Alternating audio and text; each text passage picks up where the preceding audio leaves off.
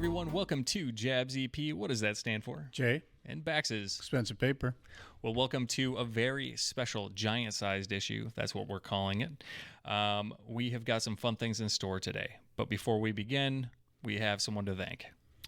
Yes, we do. It's a little past Christmas. It's actually way past Christmas by the time this issue comes out, but we couldn't let another issue go by without thanking a very special friend of the channel, Mr. Hallgren, a.k.a. Senor Lechuga, as I call him, from Lettuce Comics. He was kind enough to send us a gift, a very nice letter that we won't put up because I don't want anybody to think that he's a nice man, and a very special ornament that we each got and got to hang on our Christmas tree. So, Hallgren, if you're watching this, thank you. We really appreciate it. And if you're watching this and you're not following Hallgren, you definitely should on Instagram and YouTube. He's a funny man, and he puts out great content related to comics. So, Bax, what's so special about today's giant-sized issue of Jabs Expensive Paper? Well, Jay, I'm glad you asked, because this is the first time on our show that we've had guests. Hopefully we have more of these opportunities in the future. We're calling this series Creator Spotlight. And today with us, we will have Paul Hallgren and Jesse Switters. They created a comic book called Smarg. Paul is the writer and Jesse is the artist. We're going to hear about their story. And stay tuned till the very end for a very special surprise. Enjoy. Paul, Jesse, welcome to Jabs EP. We're so glad to have you. Yeah, thanks. We're excited to be here. Thank you for having us. Absolutely. Our pleasure. You guys came up with a comic book. Not everyone does that. Yeah, we wrote a comic book. How does Yes. that happen? It sounds strange coming out of my mouth after attempting it for years, and it's finally done.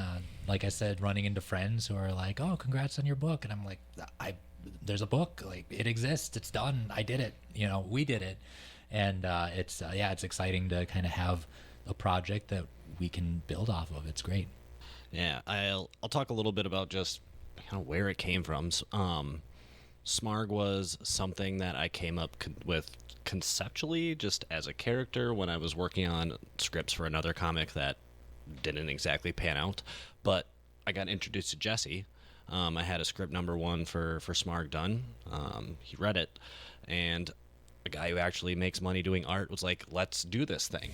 So I got really excited and did some more work on the script, and Jesse did some concept art. So something that was just a character in my head, an alien superhero, actually became a real character. And from there, Jesse and I just collaborated some more. He did some thumbnails. I learned what thumbnails are as part of this process. That was new for me. So from there, we, worked together, came up with a storyline, and found some cover artists who also do work for us. And with the help of Snow Day Press and the Minnesota Comic Exchange, the Snow Day Press is their publishing arm. We got support from the community, got to know some of the shops, and actually found some places for our book to land. Nice. And I want to talk about your art style in a little bit. But Paul, what inspired you to write Smarg? What was the inspiration behind that? So, like I said, Smarg was the second script that I wrote. And honestly, I was going through just a really tough time with work, and I needed some kind of different outlet to change pace. I was going to be up late anyway, anxious and doing work stuff. So it's what's something different that I could do to just kind of change my life vibe around a little bit. And I've always really liked comic books. I'm a collector originally, first and foremost. So it's I'm also an English major that I just never use that aspect of my life Funny anymore. How that works out, Right. So I just decided to dabble with writing a script for some comic books. Found some sample scripts on comicsexperience.com. They have Chuck Dixon, Jason Aaron, all kinds of different types of writers who have example scripts that you learn from. So took a shot at it and practiced for a while. That's awesome. Self-made. Something like that. Yeah. I don't know. Just throwing darts at a dartboard in the dark. So Nice. So, like I mentioned, Jesse, you want to talk about your art style. I'm sensing maybe some inspiration from Roy Lichtenstein. Am I correct in that? Well, I wouldn't say, as with any influence, I don't think that sometimes your influences come through and they're kind of in your subconscious, because I don't look to him as an influence. Okay. But what I do look to is the Ben Day dots. Yes. And that was us going for more of a vintage style. Okay. So if that came through, certainly that was intentional. But we were kind of thinking we wanted it to look a little new and old at the same time. Yeah. So something that people who grew up in the 80s would kind of feel a little at home with. And that's what kind of informed the coloring and like the aesthetic, and like the letters page at the back. We went with like an illustrative style. We could have put a photograph of us, it would have looked great, but I decided, we wanted people to feel like they're a little more, jumping into this world that we built. And I decided I'm just going to draw us in the back, kind of like they did with the ads back in the 70s and the 80s. Yeah, that's awesome. The passion of the work comes through with our aesthetic. We sat down and decided this is what we want to do.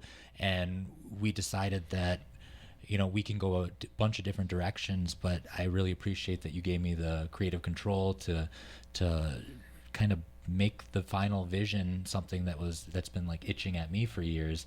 And it just is nice that it was cohesive and we both kind of liked the direction it went. Yeah, I mean, for me, I'm definitely more the words guy.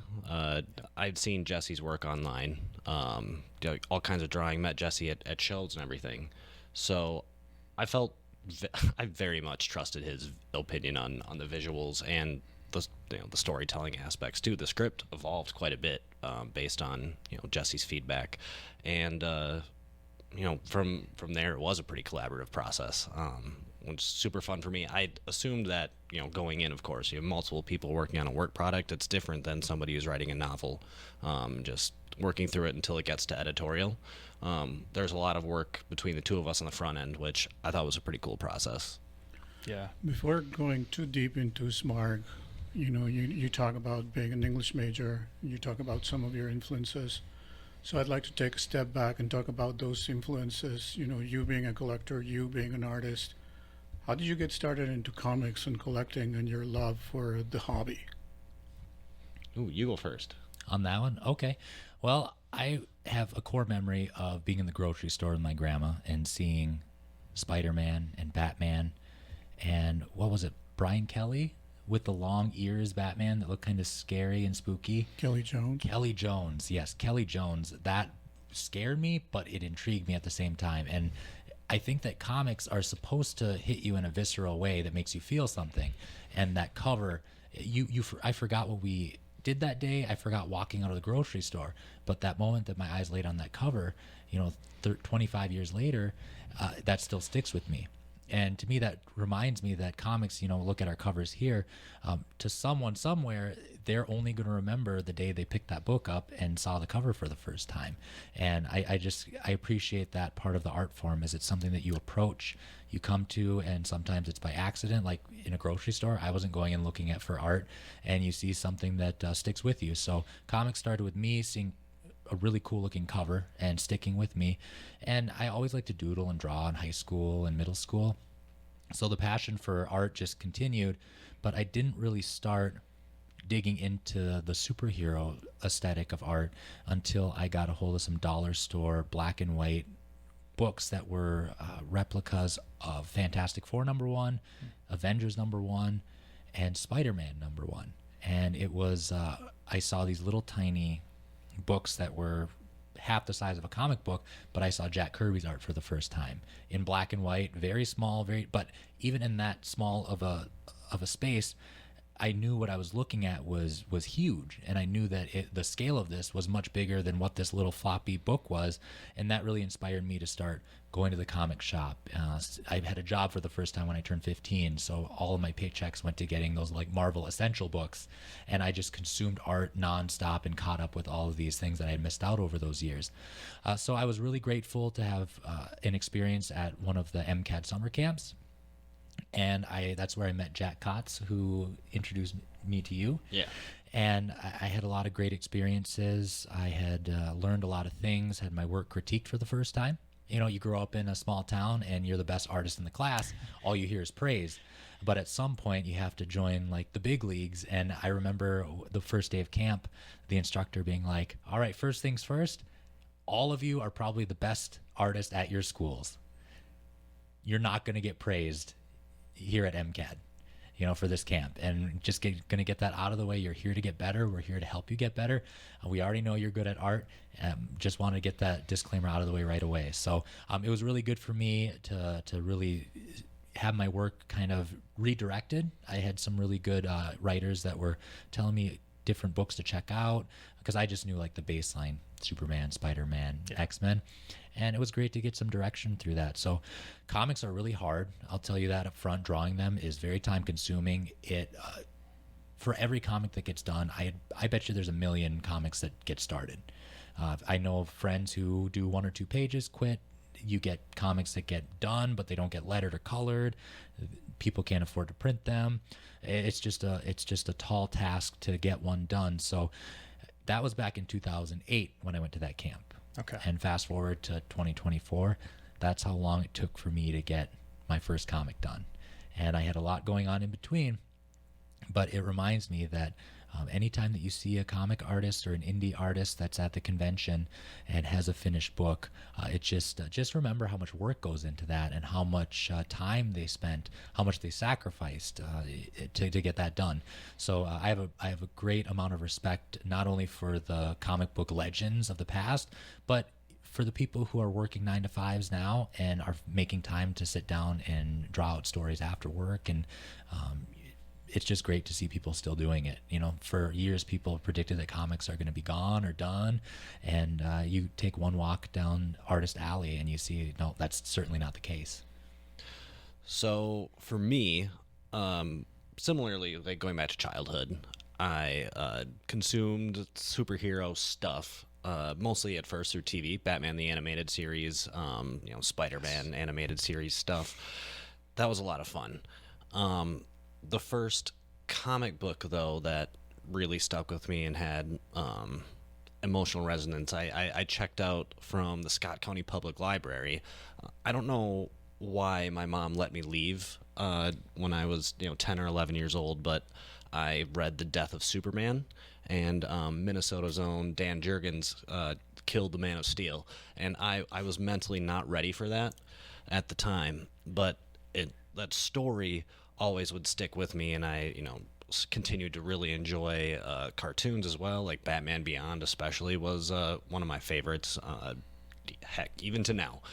And then as I got older, after college, I started working, had, a tiny bit of disposable income then, so I was like, okay, I'm gonna wander to a comic book store, let's do some Googling, and I started going to Captain Jack's Comics in Bloomington, Minnesota, and had a pull list there for the first time. And I've kind of been through ups and downs with how many comics I could afford to buy, if any at all, since then.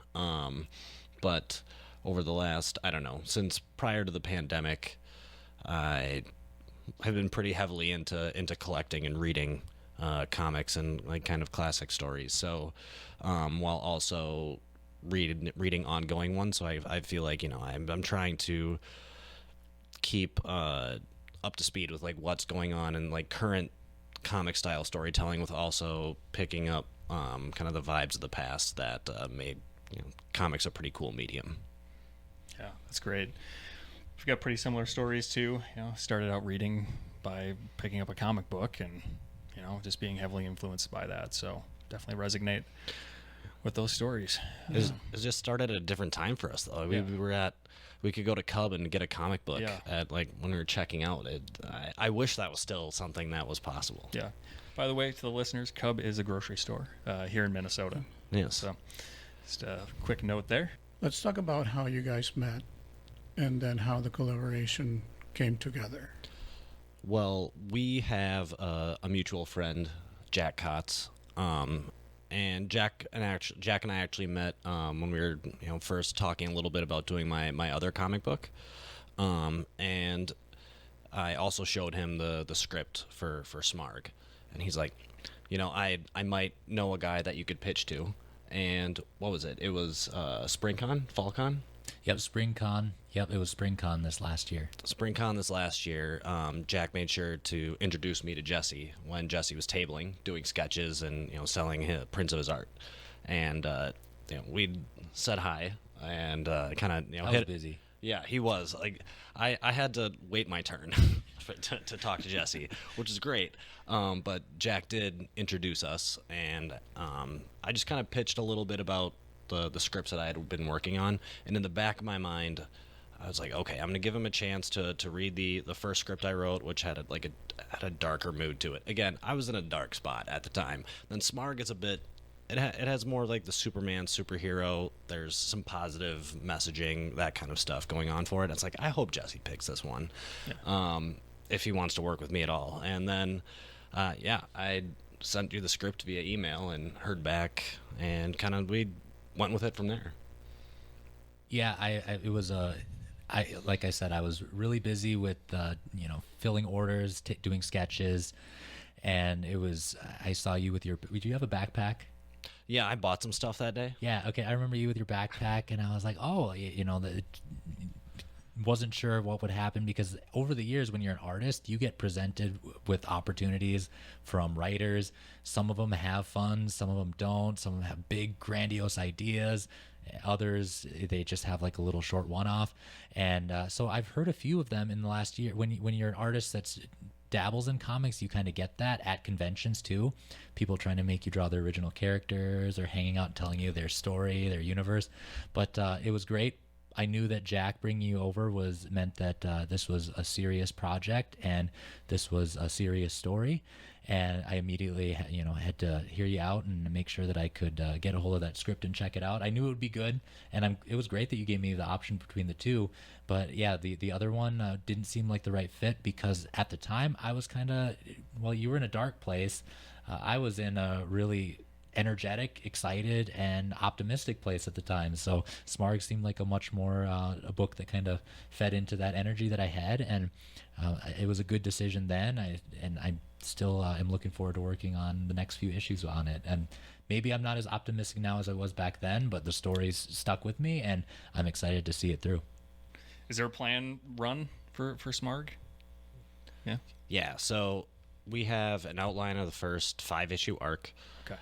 Issue 2 script is done. It's pretty fully baked at this point. So Jesse and I, we did a live read. What was it? Week and a half ago. Yep. Of that. And Jesse shared some of the thumbnails online. So that one, it's in the early stages for the art, but the script is in a good spot. So we're moving along, and we're looking spring this year, 2025 release date for Smarg number 2. Okay. Awesome. Congrats on that. Yeah, Thank you. congrats. Yeah. I do think that you have something here, and I'm really excited about the coming arc. But to stick with the creative process, you have a script and it's words. Mm-hmm. You're an artist. You create the art. Where is the intersection of those two? How do you get the words into pictures in an actual book? And how do you have to adapt the script to match the art, if at all? Yeah, so I've been doing some reading research on like how do people make comics, and it's different if you're doing it for yourself. You could start with a sketch, start with a picture. It can come in all kinds of different orders. The way that Jesse and I do it, because I have no artistic talent on my end, is of course like the words are coming first. Then, so when it comes to putting together a page for a script, I think about what do I want to accomplish with this page, and then divide it up into panels. Like, how many steps do we need to accomplish that goal for this page, and fit that into the overall narrative arc that we're trying to accomplish for the story as a whole. So when thinking about the panel, we think of framing, we think of dialogue, and we think of sound effects. So obviously not all of them are going to come into the panel, but also when I'm putting that together, like, what's realistic to draw? A really good tip I got from Jack for the first time was like, slow down. Because without having been through this process before, I tried to put like too much into a single panel, as far as like motion and what was actually happening in there. So making sure to visualize it as a frame in time that's actually drawable, and then try to do some things to engage the senses with the... I like sound effects. Some people don't. They want the reader to have the imagination. I want to have sort of a visceral reaction to what's going on visually, but also in engaging other senses that way.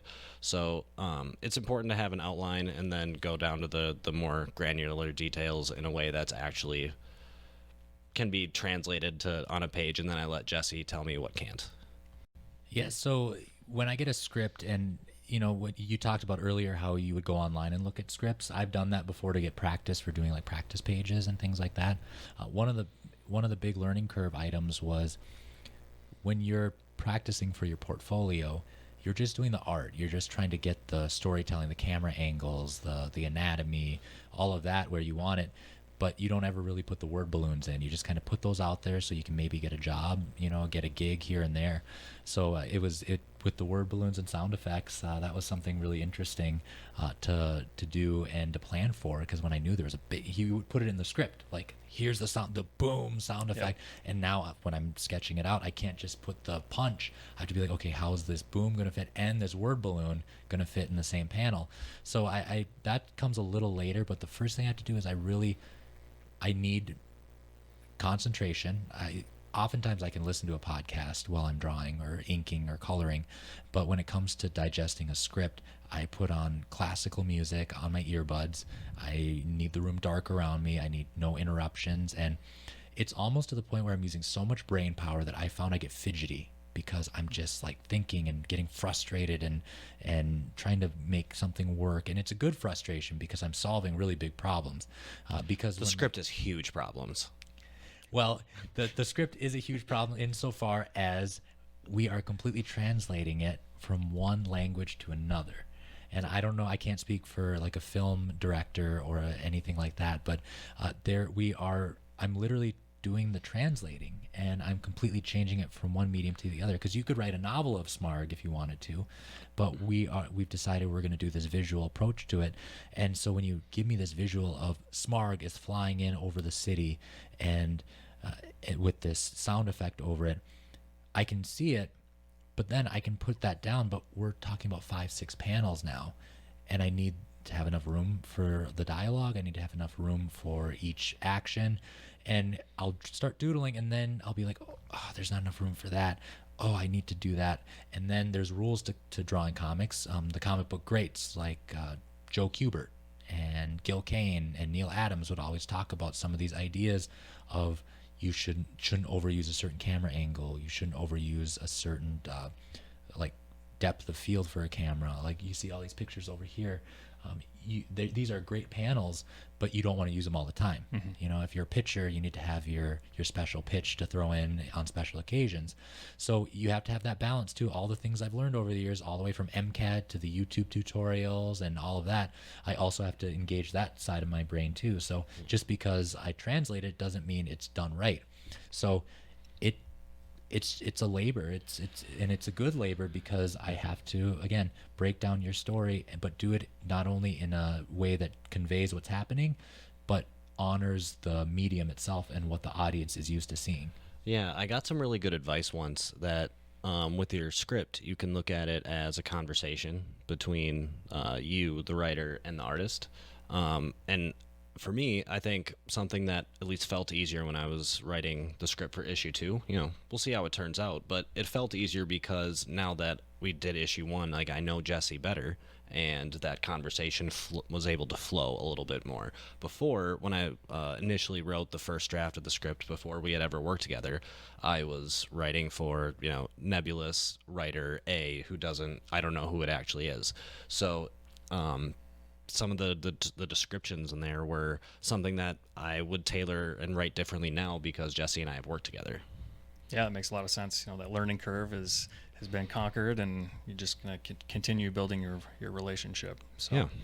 Well, I'll just say too is, like, as a reader, I appreciate a good sound effect, and I think you guys struck a really good balance too of like not overdoing it. I mean, we don't want to force you what to think. Like I said, it can really go different ways. Like one of the things that influenced me early on with Smarg, I was also reading Exo Manowar, like the first volumes of that, and Jim Shooter, and like their approach on that one was very few sound effects, and obviously it was very like mentally engaging anyway, But just, for me, in terms of like writing the story and how to kind of form the narrative, I, copied certain aspects of their approach, but with sound effects. Since we're on the creative process, you have your, we'll call him antagonist for now, Torton, right? Just to narrow it down, the creative process to a tiny piece so that we don't have to talk about the comic.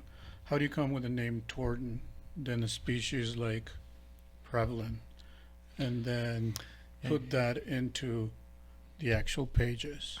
You're making up your own words. Yeah. Yes. How hard was that? And It was- that's not the only one, right? That's just an example. Yeah. So that's why I'm trying to narrow it down. But We might have overdid it in the first issue, but there's some alien slang, some alien vernacular in the story that, with context clues, you can figure it out. But it's just kind of fun. It comes a little bit. It makes the book more kid friendly. Yeah, exactly. We can say it's for 13 and up versus mature readers. There's no F-bombs in there. There's thanks to none. yeah. our language. Everybody, correct, exactly. But I don't know. When it comes to making up words, it came fairly naturally. Davlin is the name of the primary species, and Prevlin is the species that came before, and just kind of the prefix was added on to Davlin there, and it just kind of made sense to me, and I rolled with it. With Torden, the name, I don't even know how that one came to me. I don't know. I just it just felt like it made sense. I like punchy names. 1 or 2 syllables generally is the way to go. So this it fit. It's a character who is a lot and kind of punchy himself, you could say. So having a name that rolled off the tongue the same way I wanted to portray the character just kind of made sense. And how's that for you? Because he created the idea, but then you had to create the picture.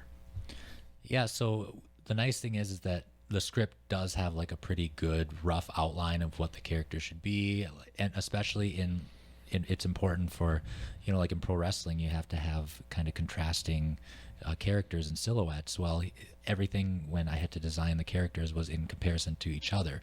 So this person's bigger than Smarg, they're lankier, but they're clearly bigger. So that's just something that needs to stick with me in the story. He needs to be more of a menacing figure than Smarg is. So the script does a good job of describing some of the main features, but most importantly, in my opinion, is that it describes their physical prowess and their relationship. It's like with animation, the silhouette kind of should be able to tell you what's going on. I kind of get a silhouette already in the script, and I just got to build it out from the outside in. Yeah, I mean, a lot of things about a character's figure, their frame, the way they carry themselves is part of their character as a person. And I think especially in comics, since it's a visual medium, that shines through in their character design as well. So I did try to put some outlines and ideas into it with I would say like a lot of as much as I felt like made sense for sure, deference to Jesse on the design, because again, we have our lanes of expertise, and Jesse's definitely more with the line work in the design. So I don't think the design for Smarg and the other characters in Torden were exactly what I had in mind at the start, but they evolved because we talked about the character design. So we've talked a lot about getting to this point. You've come together. You've written a script. You've created the art. Put the book together. What happens next? How does it get published? Well, that was honestly a pretty fun process for me. I had told originally the folks at the Minnesota Comic Exchange that I was working on comic scripts. They read some. I got some feedback on my original one. Separately, I got some on Smarg, and I've been friends and admin in the Minnesota Comic Exchange for quite a while. And they're like, well, we want to do something to support this work. So we can, give you some financial backing. We can open our own publishing arm. And, using that relationship and having the backing of the MCE, I was able to talk to a lot of the different shops around town. And, we pitched like a really nice deal. Our comic book is $2.99. We want to have as few barriers to entry for folks to get in and read the book as much as possible. We just want to, have some sort of presence for Smarg out, especially in our communities. So we're lucky the shops around the Twin Cities in particular are really receptive to that. So, with Snow Day Press being able to, give updates to, our Facebook friends, to the Minnesota Comic Exchange Facebook group, and to the other shops around town, we had a little bit of anticipation, a little bit of readership baked in by the time we're able to get to publishing. And thanks to Jesse, I think we have a pretty cool, design that came out of it too. Smarg is, fully locally produced. There's a printer around town that we use. Shout out to Matt at Speed Print. He was able to take care of us, give us a really nice price on the printing. And from there, I mean, we've been hoofing books around town, fulfilling the orders, bringing them to the shops. And, that process really was just like a lot of emails and phone calls and Facebook messages just to kind of get hooked up with different shops and let people know what's coming and try to just build up a little buzz. Yeah, and I think along with that is, over the years you build up goodwill with all of your friends and with the community. Yeah. And I think with all the shops, a shout out to all of them, when good people spend time with good people, good things happen. And I really think that this felt like a natural part of the process because we already had those relationships built up. The people in our corner backing us, excited about what we did, sharing our stuff on social media, checking in to see how we were doing. And it just felt like a natural just continuity from the excitement of creating the book itself. Yeah, and in order to kind of hold up our end of the bargain there, we did have to, deliver a comic book and deliver something that, is worth selling. So, we worked hard on it, and so far we really appreciate the receptiveness the community has had to the book. Can we talk a little bit about the covers? Real quick? Absolutely, yeah. That was going to be my next question. Oh man, yeah. Let me jump into that. So one right in the middle here. Jesse, you want to talk about your influence for Cover A? Yeah, absolutely. So being an indigenous comic artist, I wanted to have some sort of homage in there. And one of my favorite artists is Bill Sienkiewicz. So my cover is based on New Mutants. Can you remember which cover that is? The one with Danny Moonstar in front of the bear?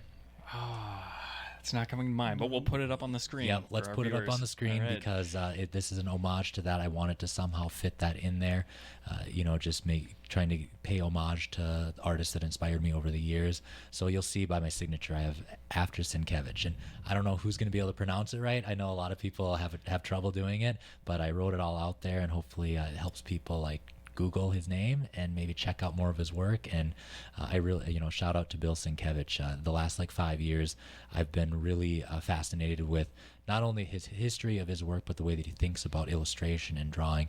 And I really appreciate that. And I feel like you have to honor what came before you. So that was my way of honoring him. Absolutely. I love homages, so it's always fun to see. What about, let's go with this cover.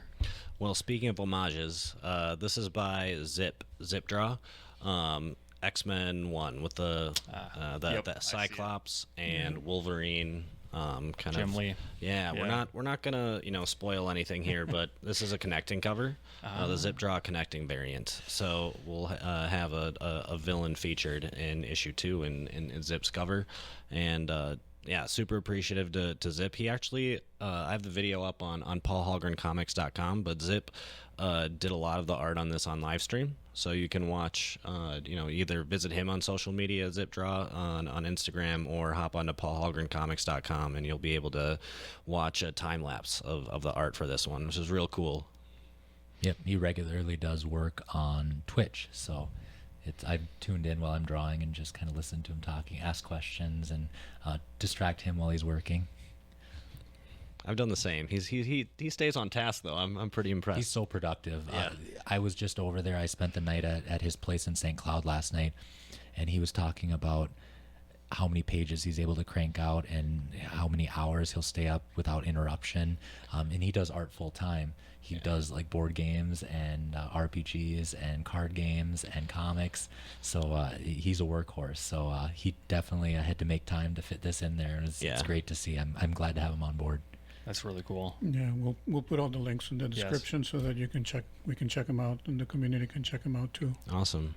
What about the next one? The last one here. These are just the only 3 variants. These are the only 3 variants. Right. I think we're gonna stick with 3 for the time being. So this one over here, this is the cover B by local artist who also has done a bunch of work for Marvel and other various publishers. Brent Schoonover. With this one in particular, I think the one that came first among our variants was Zip's issue or cover C. So maybe we wanted to have a variance in the mood of the variants. So with the one from Brent, Smarg, I'm not going to say he's like Superman, but there is, kind of like the positive, the hopeful vibe that we wanted to portray on at least one of the covers that we do think coincides with the character. So we kind of workshopped some ideas with Brent after he very graciously agreed to do a cover for us. And that's that's the one we came up with. We sent him some samples, some ideas for what we had in mind, and he really made it come together.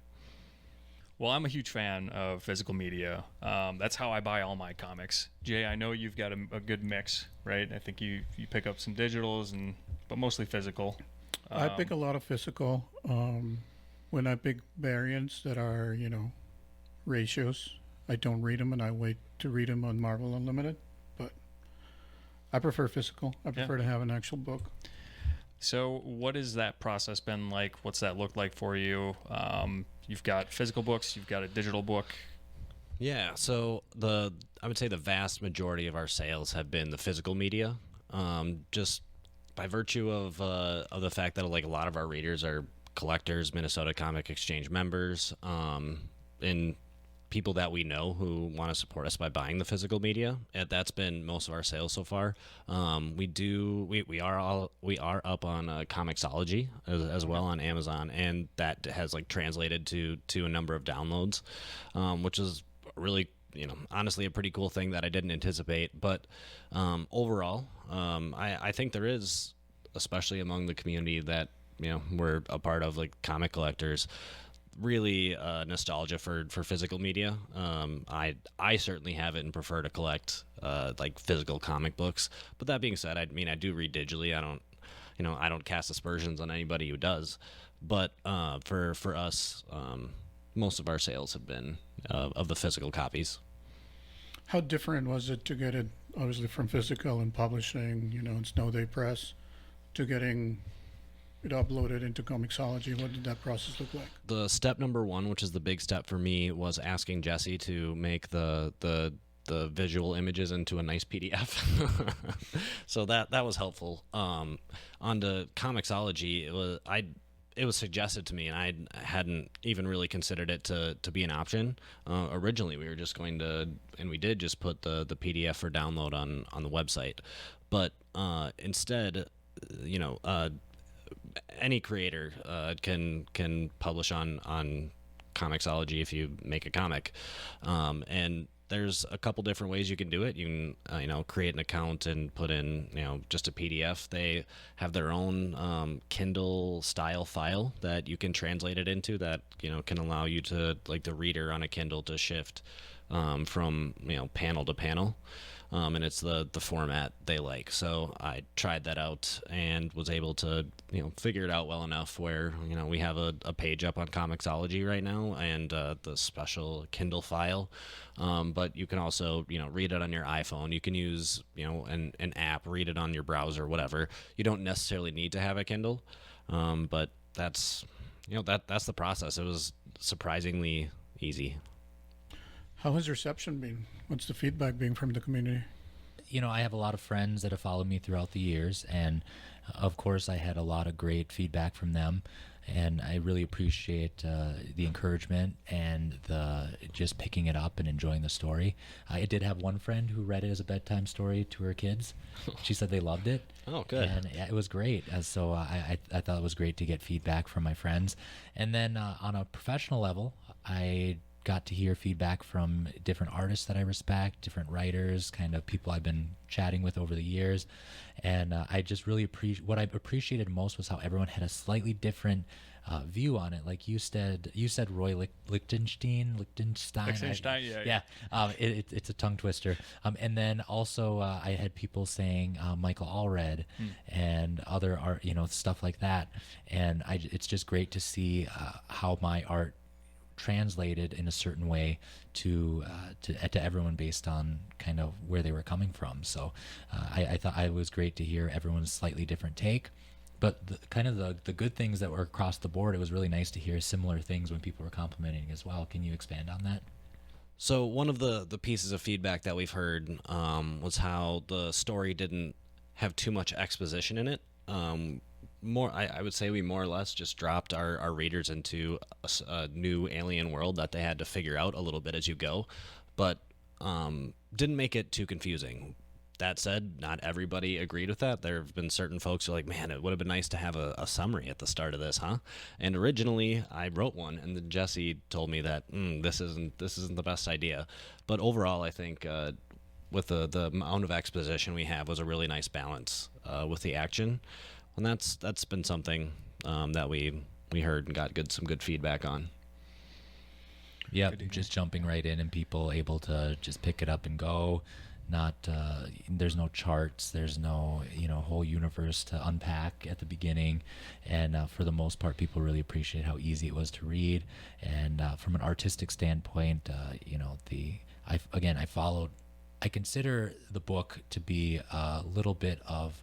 I give a little credit to those who came before me because I just followed the sound, timeless principles of making good comic book pages, and I followed the sound principles of color theory, and I just kind of let that be my North Star, if you will, and it really helped pull the whole project together. So it was the compliments were much appreciated, and I just am so excited to get started on the next one. And I think about like how can we improve it.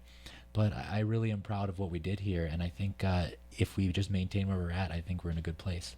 Yeah, I think one of the strengths, at least with our first issue and hopefully onward, is that it kind of hits a little bit of a nostalgic vibe with the way it's colored, the way the panels are framed, the way we stick pretty religiously overall to like the 6-panel structure, and just like the style of the book, I think has a little bit of influence in the older way that comics have been told, the departure from the indies, but also kind of like the style, the story, the way that our characters talk to each other, the way we use our caption boxes still does feel new. So it's hitting on a couple different things, the nostalgia, but also the more modern storytelling at the same time, which, admittedly, I think that's kind of a tough rope to walk potentially, that we have to, if we want to keep going this route, it'll be a careful balance as we go. Jesse, I think you hit the nostalgia piece that you guys were going for on the head. It's great, and that was intentional because when we met and talked about the script up at the Art Institute, I had brought up like 1985. Like let's just keep 1985 in mind, and I did go through a phase where I was coloring it where I was like listening to 80s music, and I even went on YouTube and played commercials from 85. I tried to kind of dive into that time period and just keep myself anchored to that a little bit. So I think that was kind of beneath the surface. That was something for me, an exercise to make sure that I kept consistency and kept on track and didn't veer too far. There were a few times when I wanted to do something more modern or kind of flex some of my coloring skills a little more, but I was like, no, like let's stick to this kind of flat color style, and this throwback era to like 1985 was the year we kind of picked. Yeah, I think the Ben Day. I'm sorry. Yeah, I think the Ben Day dots really helped achieve that too. And for our listeners, correct me if I'm wrong, Jesse, because you're the expert here. But if you're unfamiliar, Ben Day dots, they were used in like the Golden Age, Silver Silver Age of comics to really kind of add depth to the characters, to the images, and it was also used as like a method to make printing a little bit more efficient and cost effective, because they didn't have to expand their color palette to achieve that type of shading that the artist was going for. Yeah, if you move the colors together, they would create different tones. Yeah, get out a magnifying glass, pick up a book from the 70s and just, look under there. It's really fascinating. Yep. It's fun stuff. I love it. Yeah, and I think you achieved that nostalgia piece, and dating myself here, but me going back and reading comics in the 80s, it kind of took me back. And I would definitely agree, that a summary was not needed, because the first Spider-Man comic that I ever read didn't tell me about him being bitten by a spider, right? He was Spider-Man. And then from there, I learned the lore. And I think that's what's going to happen here later on as we move through the story. So I think I can see why some people would like a summary, but I don't think it's needed, and I'd like to just be immersed in it from the very beginning. The story gripped me. I read it in all just one sitting. Couldn't put the book down. I think you guys really did a good job putting a story together, telling it, and capturing that nostalgia piece that it really hit home. Well, we talk about the creative process and how you got it from idea to paper, distribution, even digitally. What are some lessons that you guys have learned, perhaps obstacles that you didn't anticipate? Well, I think for me, it was just it was an extremely centering experience for me in the arc of my own life. Like I said, I started trying to draw comics back in 2008. I saw Spider-Man 3 and I was like, oh, this is cool. I want to try to be part of this whole thing. I went to Granite City Comics in St. Cloud and grabbed those essential black and white phone book size like comics, and I was just really excited about that. And for me, it was just learning. Every step of the way was a big accomplishment for me. It was as far as I've ever gone. You get to a high score at some point in your life, in a game, and you're always passing, and every second on the track, you're beating your time. And for me, after about 4 pages here, every step of the way was me like beating my high score for any project I've been through, every comic I've tried to start and finish. And so for me, like, the lesson was just appreciating the journey, and again, back to how the respect for the medium and how much time it takes to put into this thing, and just being present while I'm making it, and consciously enjoying the process, and all the way through to the end, getting that I almost cried the final day that I got the artwork done, because I spent all this time with this book, and it's over, it's done, it's finished. Like, the book here is the book. And I just remember I spent all night doing like the graphic design for the cover and sending to you. Remember I sent you the one where the logo is backwards? On the bottom corner there, it's an homage to the 80s, the direct market, and instead of, you'll see the Captain America shield or Spider-Man silhouette, so we put Smarg symbol in there. Nice. And I sent it to him, and it was backwards, so I quickly just resent it. So, but the lesson is that looking back at all of our character arcs in our own lives, I think it's important to just be present in the moment and thank yourself for not giving up over the years. You have this podcast, you have all these projects you've been working on, you've been writing. I think it's important to kind of look back and reach back through time, look at a picture of you from 15 years ago, and just say thank you for like not giving up, because if you decided I'm going to go a different direction, we wouldn't be here right now. So I think we're all a culmination of the time and that we put in, and then the passion that we give to the things that we care about. And it was just great just being present for the whole book, appreciating it, and at the end, it was glorious to lay down after that last page was done. I was like emotional, and then I was like, all right, I'm sleeping. Yeah, I crashed in bed. Right? Yeah. Yep, exactly. So it was a great moment. I'll never forget the day that I finished Smarg, and I'll never forget this whole process. It's been great. So the lesson I learned was, good things take time, and if you put the work in, it does pay off. It does eventually pay off. I mean, good things take time, but we also like hit our self-imposed deadlines, which was something that like felt pretty cool. I think for me, something that I'm proud of. Like I was a kid checking out books, and I read like the new book of Animorphs like every month, and I was like, man, I want to write stories when I grow up. And then life takes different turns, and I hadn't been doing that. So like for me, that is something I'm proud of, like having put something that we created together out and exists out in the world. It's there. Yeah, I mean, challenges along the way. I mean, things take a lot of time. Like I started writing like the first script like a long time ago, like a couple of years ago now. And then during that time wrote the first issue of Smarg, but I didn't pitch that till Jesse until a little bit after that was even done. So I mean, just looking back, like time passed and nothing really happened. So still had to kind of stick with it. That was a challenge that we were going through. And also there's a lot of like rejection along the way, trying to reach out to people, to different shops, different publishers even, and oftentimes you don't hear anything back, or they say sorry, we're not interested. So just building up the resilience to be able to keep pushing forward when you're hearing no. Yep. Yeah, like you guys said, perseverance. Just don't give up. Keep going. Glad you guys didn't give up, because I think the final product is really worth having. Thank you. Thanks. So yeah, we talked a lot about the process. Without giving any spoilers, what is Smarg about? All right, I'll take that. So Smarg is an alien superhero on the younger side of things. He can fly. He can shoot a pretty cool laser beam from his forehead, and he has a guy in the chair who's also his best friend.